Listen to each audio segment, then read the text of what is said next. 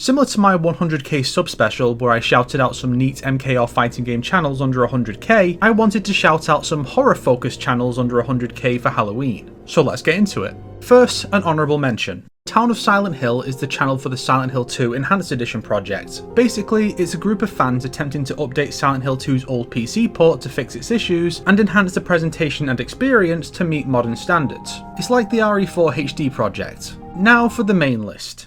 You may have heard Beggy Beg Beg over on Resident Evil doing trailer breakdowns, lore discussions, and audiobooks of the SD Perry Resident Evil novels that I recently covered, which are analysed for how they take the material and flesh it out on Beggy's own channel. Also discussed are Onimusha and Devil May Cry 5, the latter of which is getting a huge analysis series right now. One line here reads, Ada was suddenly very glad that Leon had come along.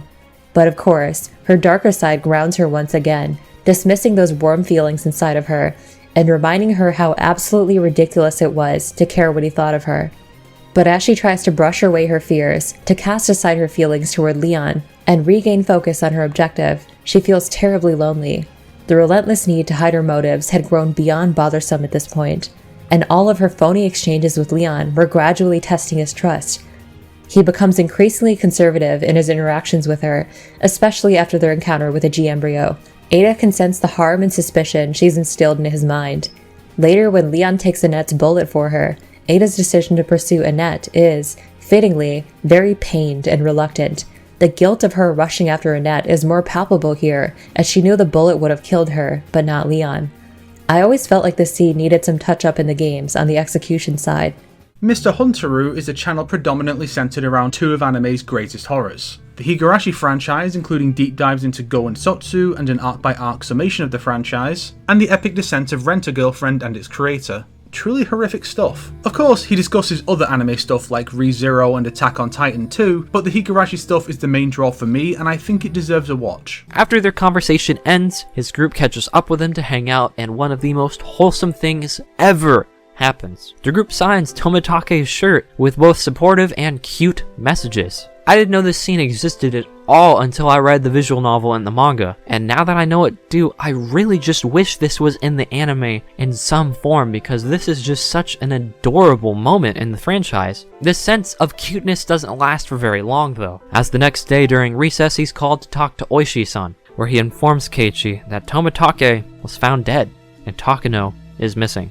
The reason they linked Keiichi to Tomitake was because his shirt had Keiichi's signature on it. And the reason he was being questioned about it was because of how recent he was to the village. The Gaming Muse goes very in-depth on the creation of various pieces of horror media, most notably from the Silent Hill and Fatal Frame franchises. This includes discussing the core creative team both before and after the project. It certainly makes hearing the origin story of Silent Hill 1 for the roughly 7,000th time a bit more interesting.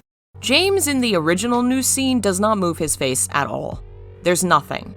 I watched the scene on loop, and it's as if his face is frozen. It's uncanny. The focus, of course, is the head, moving into the range of the noose, giving the feeling James might be about to hang himself, a terrible foreshadowing of things that may come. A facial expression would be added detail and added work that just wasn't necessary for a team that had to create every facial expression from scratch. That's no longer the case in the modern day. The expression on James's face looks comical here because we're all comparing it to the deadened stare of the original in our heads, and it looks wildly different. And that's almost certainly because this is an actual human face, motion captured and edited to appear as James, and the real human expression is miles apart from the empty nothingness of the original. Zettai Japan covers Japanese horror franchises and assorted non-horror media. I'm particularly fond of the retrospectives of The Ring, Ju-on, and Tomie. Sadako 3D is the 3Dth movie in the Sadako franchise, which of course means that it's the 5th movie in the Japanese Ring franchise, despite not being named Ring 3, as the 5th movie in the Ring franchise would be called, as we would all know. Horror sequels with 3D attached to them are always good. I mean, Friday the 13th, Part 3D, My Bloody Valentine 3D, Piranha 3D. I mean, that's why Sadako 3D is actually the best fucking Ring sequel. next best after Zero. This movie is a dumpster fire. There is so much wrong with it. It is an absolute train wreck.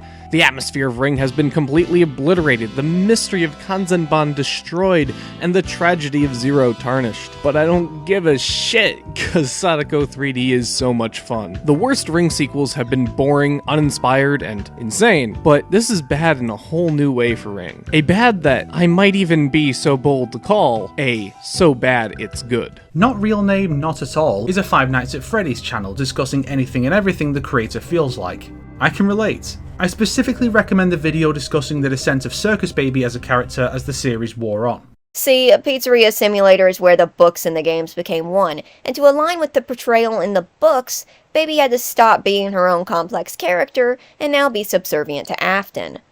All of the personality is erased from Baby. Like, at the end of the game, Baby has this long, validating monologue, but it doesn't feel like her. Remember, Baby was constantly playing a character. Even when in the private room, she would wear that mask as she tried to turn the tables in her favor. And when she wasn't, she was cruel and bitter. Now she's talking like she's part of a cult, about how William has brought them all together, and how William has brought them all such a bounty and will rise them from their mortal coils. I've heard people say that Will brainwashed her. But look at him, the man can barely hold himself up. And Baby's not supposed to be stupid. She was very perceptive in Sister Location. If he's trapped in here with her, she can't actually think he's pulling the strings here. Roby produces the Jerks Guide series, which provides comedy-laced breakdowns of horror games, with Dead by Daylight being the main bread and butter of the series. Also a fair amount of Resident Evil, as most horror channels I care about do. We finally have the answer to a question. When they do the Alien chapter, were they going to name it The Alien or The Xenomorph? One was a bit more chic and nouveau, elegant even. However, the Xenomorph name really gets to the point. Plus, it leaves the option for behavior to really mess with us and do a third sci-fi chapter in a row. So many Reddit threads open to alien fan powers. A million sphinxes in a million deserts, but they all tell a million lies. Yet, weirdly enough, what actually ended up being the power is something I wouldn't have taken seriously if it came out of a fan's mouth. If you tried to tell someone online that your killer's power comes with automated turrets that shoot at them, you'd get thoroughly told off by a guy that wouldn't last 5 minutes in a room with a guy just like him. Paintacus covers horror games and has a series on specific cryptids as they appear in various games. And Metal Gear Survive, the most horrifying game Konami ever released. Wendigos are a symbol of spiritual corruption and greed in some native cultures that reflect real human concerns. But unfortunately, they've been effectively colonized by Western media over the last few centuries to be spooky monsters with deer heads. They're often misrepresented, and I did not have a whole lot of hope for them going into Fallout 76, a game that, according to many, cannot even represent itself correctly. Though, oddly enough, Fallout 76 kinda gets it weirdly correct. Like, more so than most media out there. They depict it as a human that was corrupted by greed and desperation to become a cannibalistic husk of what it once was. The design is also pretty spot on, being an emaciated and deceptively powerful humanoid with claws, jagged teeth, and receding gums. Why is it good in this game? Of all things, why is it good in Fallout 76? My guess is Bethesda just copied Until Dawn. That's not to say that it's unproblematic. It certainly still has its issues, but it's above the usual deer-headed brute approach that most media represents it as.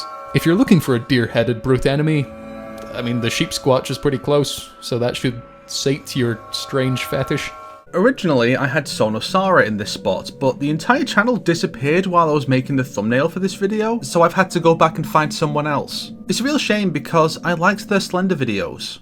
While he may be best known for his extensive Chris-chan documentary series, Gino Samuel has another channel where he talks about yokai and some real-life oddities like North Sentinel Island. It's kinda surreal to hear that specific voice and cadence of his discuss something a bit more serious than the life of Chris-chan. The origins of the yokai are difficult to determine, but it is one of the most recent additions to the growing collection of folklore monsters, as many theories regarding its creation relate to trains.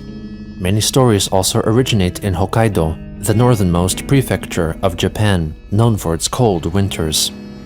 The most common tale of how she came to be is that she was a schoolgirl named Kashima Reiko, who either fell or became trapped near a railroad track. An oncoming train severed her body in half, But the cold winter air froze shut her veins and arteries, slowing down her loss of blood, and resulted in a slow and agonizing death as she searched for her missing legs. Her cries for help alerted a station attendant to come and see what was happening. Horrified at the sight, he covered up the girl with a tarp, for he knew that she wasn't long for this world.